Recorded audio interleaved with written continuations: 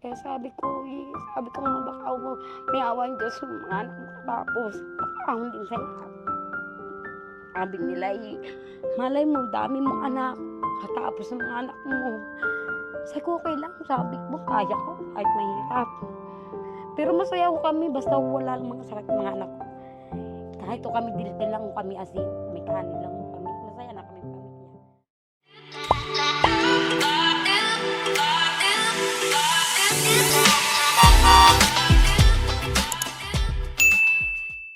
Morning mga ka-One Heart.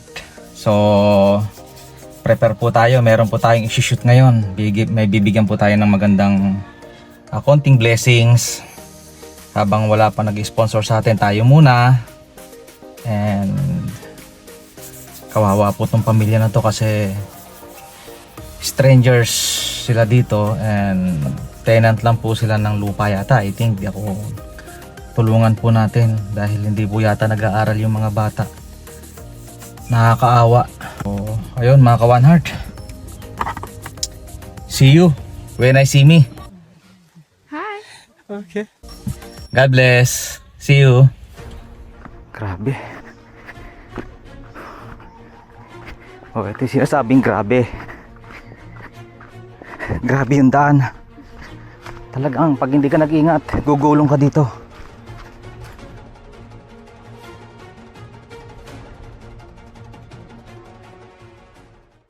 Andini na ho kami sa One Heart. Sobrang layo na ng nilakad. Meron po tayong tutulungan. Sana pagbuksan po tayo ng pinto. Yan. Ito ay kawawa tong pamilya na to. Diyos ko. Tao po. Magandang umaga po. Anay, magandang umaga po. Pwede pong makahingi ng kanin. Hingi lang po sana ng kanin. Gutom na po. Grabe. Ito yung kanilang tinitirikan na hindi po kanila, mga ka-One Heart. Sana po pagbigyan tayo. Tingnan natin kung may magandang puso. Para nakikitira lang po yata sila dito. Madami-dami din prutas. Hingi lang po sana ng tubig. Tsaka nagugutom lang po ate. Hello nanay. Magandang umaga po. Pwede ho bang makahingi ng tubig?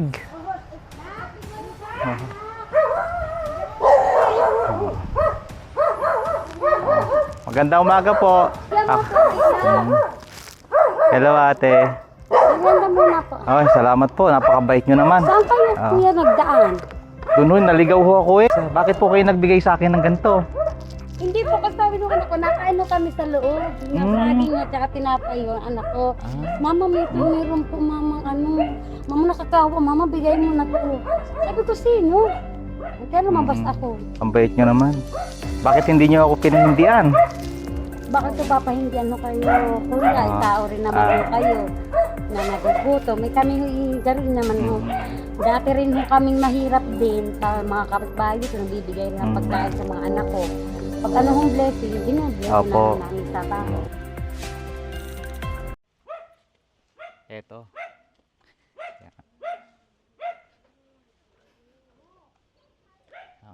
Ito yung kanilang kusina. Makikita nyo po talaga, bukid na bukid. Gawa ng, naalala ko nung araw, itong ganito yung lutuan namin, no? Kahoy. Gawa ng, nakatira lang ho kami sa tabi ng tubigan na kubo lang po yung tinitirhan po namin, no? Pero nakakalungkot kasi pag nabenta ho itong property na to ng may-ari, hindi daw ho nila alam kung saan ho sila pupunta.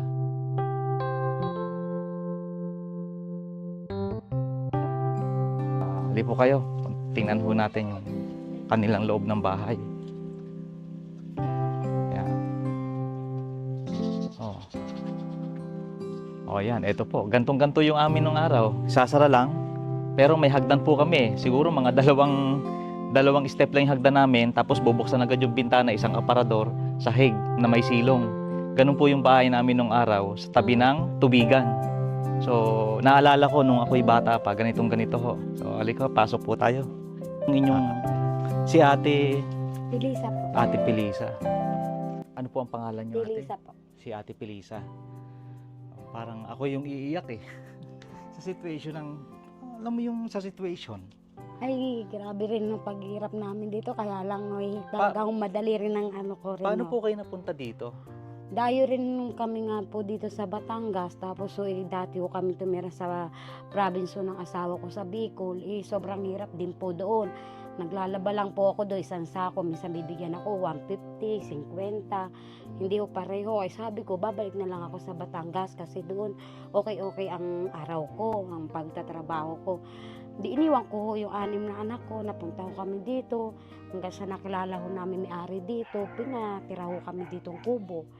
Sabi ko nga po, yun nga, sabi ko salamat naman at minapatira sa amin. Kaya lang nalungkot din kami kasi nito lang daw na nitong mga nakaraang linggo sabi sa akin, baka daw mabili na daw po to. Sabi ko, saan tayo pupunta? Sabi ko sa asawa ko, nabiya, balik na lang tayo uli ng Bicol. Ayaw ko na naman bumalik ng Bicol. Kasi doon nakakaranas kami natutulog mga anak ko, di nakain. Sabi ko dito, maigi dito, kahit papaano, maglabada lang ako ng isang araw. Kikita ako kung 600, nakakain ng mga anak ko. Tsaka yung mga anak ko, nagkaedad sila, hindi ko nakapag-aral. Kasi wala akong birth certificate. Tapos humingi ako ng tulong kay kapitan. Yan kaya nakapasok ngayong taon ng mga anak ko. Kaya sabi ko nga baka may awan Diyos yung mga anak mo katapos. Baka ako din sa hirap.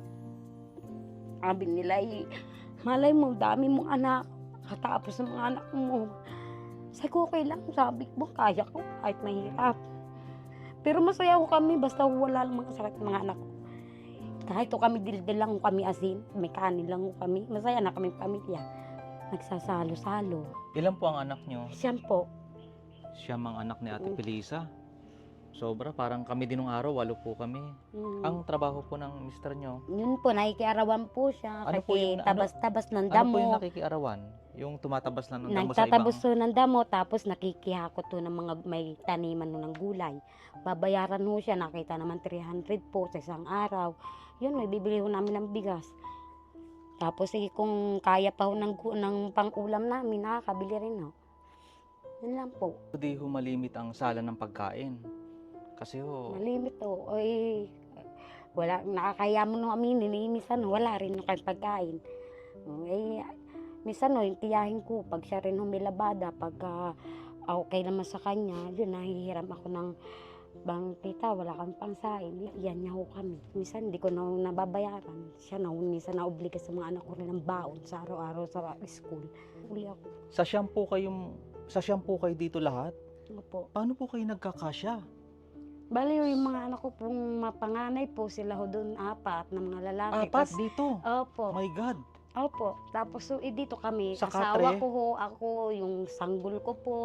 Bali ho dito, yung mga babae ko maliliit. Tapos dito ho yung dalaga ko ho. Tapos may katabi siya na 2 niya ho, kapatid din ho. Yun ho. Kakasya naman po. Grabe mga ka-One Heart. Sa totoo lang po, mahirap. Napakahirap nung situation. Paano mo sila mapapatulog sa ganito? Tsaka paano po pag umuulan? Yun po, pag umuulan no, natulo ho. Yan, kita niyo, natulo po yung bubong namin. Ang ginagawa ko na, Tagpi-tagpi po yung bubong nyo, ano? Apo, ginagawa na lang ho ng asawa ko, pag tag-ulan ho, nilalagyan namin ng mga dahon ng saging sa bubong ho, para hindi siya tutulo. Ganun pa rin, no, tutulo pa rin, no. Halos lahat ho ng anak nyo hindi nag-aaral. Lahat po sila, hindi ho nakapag-aral ho. Kaya ho yung panganay ko po, ni grade 1, hindi po nakapag-aral siya. Kaya sabi ko, ngayon no, may alas naman ho, sabi ni Kapitan nga ho sa akin, tutulungan ka namin, mapag-aral yung mga anak mo. Yung alas na nagpunta ho dito, ayaw na ho ng panganay ko, kasi nahiya na ho siya. Sabi niya, mama, okay na ako, kahit yung maliliit na naman kapatid ko, magpapaturo na lang ako magbasa. Sa totoo lang, hindi nakakapagbasa ang panganay ko. Dito pa sa bahay. Nakatulong ng gawain bahay. Isa sasabi ng mga kapitbahay, ang laki-laki na ng panganay mo, makakatulong na sa iyo. Eh, hindi na siya makapagbasa. Sabi ko, gusto magtrabaho siya, gusto niya. Hindi na siya marunong, pinatawanan siya. Ang tanda mo na, hindi ka naman mababasa. Ate Felisa, meron kaming konting love gift si One Heart sa'yo. Pagpasensyahan mo na po, medyo maliit lang to pero galing po to sa puso ni One Heart. May mga kaibigan tayong nag-pledge. Alam ko po makakatulong to ng malaki sa inyo kahit paano. Pero may awa po ang Diyos. Ito po ay mga grocery, ito po ay mga sabon, pampaligo, ano po, mga toothpaste, mga grocery po ito. Opo, ito po. Tapos, ito po. Dito nyo lang po ilagay. Yan. Tapos ito po yung grocery, mga coffee. And dahil love month ngayon, bigay ko po sa inyo. Salamat Yan. po. Happy Love Month. Ito po ay mga coffee, mga vitamins. Ito po, mga vitamins. Ayan. Mga vitamins po, coffee. And mga dilata po, at saka po mga Salamat noodles. po, Mga ma'am. pang-grocery po ito, panggamit nyo po dito. At Ate Felisa, meron po akong, sana magkasya po ano, yung mga damit. Opo, marami pong damit to, isang karton pong damit. Lagi po natin tatandaan na mahal tayo ng Panginoon Diyos sa John 3:16. Kayo po, babasahin niyo po lagi, lalo po yung John 3:16. Ano po? Mahal po tayo ng Panginoon Diyos. Ate Felisa, may konti po kaming tulong, financial po sa'yo. Pagdamutan nyo na po kung ito lang po yung nakaya namin sa ngayon po kasi nagsisimula pa lang po ako, pero ito po ay galing po sa puso ni One Heart Explorer. Ano po? Po, 1 2 3 4 5 6 7 8 9 10 11 12 13 14 15. So ito po ay 2,500 po.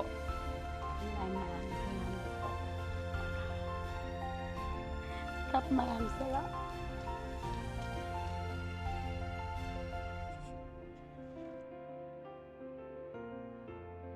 Okay lang yan, te. Darating ang time, sasagutin din ng Panginoon Diyos lahat ng dasal natin. Maraming salamat po sa inyo. Kasi yung situation mo, naging situation ko yan ng araw.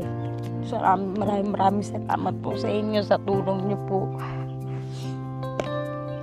Ako sa inyo, Kap, maraming salamat. Si Kapo ang nagdala sa amin dito para tingnan po kayo. Kasi maraming salamat po sa inyo. Okay na, Ate Felisa, huwag ka na umiyak.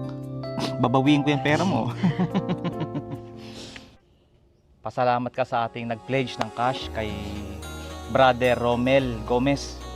Maraming salamat po, Brother Gomez, sa tulong po nyo na binigay po nyo at malaking tulong po to sa mga anak ko. Yun po, makakabili na po sila ng bagong uniform. Hindi ko nabibili na uniform. Tsaka sa vitamins kay Chairman Lowell Magdadaro, sa Chantal. Maraming pong salamat. Maraming salamat din po.